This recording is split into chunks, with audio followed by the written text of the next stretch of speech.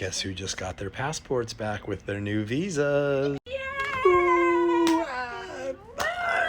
I hesitate to say this because I don't want anybody to have a different experience and then blame me, but I'm going to tell you what happened for us.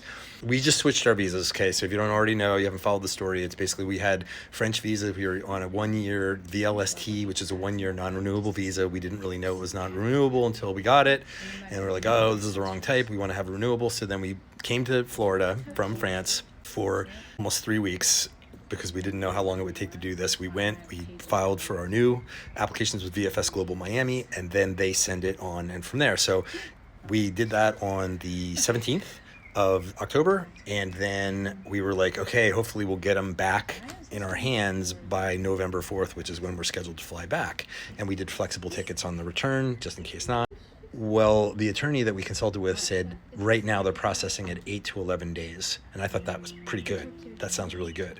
Okay, we went on the 17th. They didn't actually send it to VFS Washington is where they sent it, as I understand it, the Central Processing Center, until the next day on the 18th.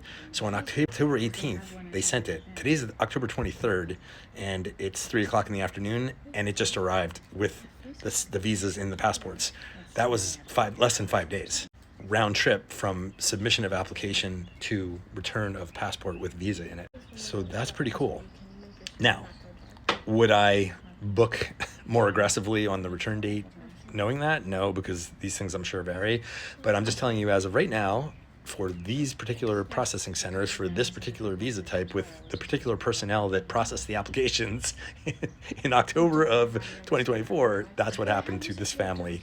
Your mileage may vary and all that, but we're pretty excited. So what we have now is our renewable VLSTS visitor long stay visas. We can go back. The next steps will be present ourselves to the prefecture.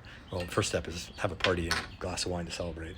After that, head back to France, present ourselves to the prefecture, validate our visas, do medical appointments, and then we have 1 year from the date of, we set November 1st, and we're on 1 year, and then the plan will be to, within staying in France, be able to then apply to renew the visas, and hopefully that'll go through each year. But we can fight that battle later in the year.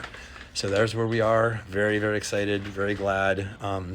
I want to just summarize by saying we did this ourselves. We were really blessed by finding, and I mentioned it, this girl who saw us at VFS Miami really knew her stuff. She was much better than the one in San Francisco that we got, that particular person. So that doesn't mean the whole office is bad. It just means that we got a better person who was more thorough and really over-engineered it. And I think that was really made sure that this happened. So I think that's really important. If you choose to do this yourself, you're going to save a lot of money. I had an attorney quote us, for 3 of us, almost $6,000 US to do this.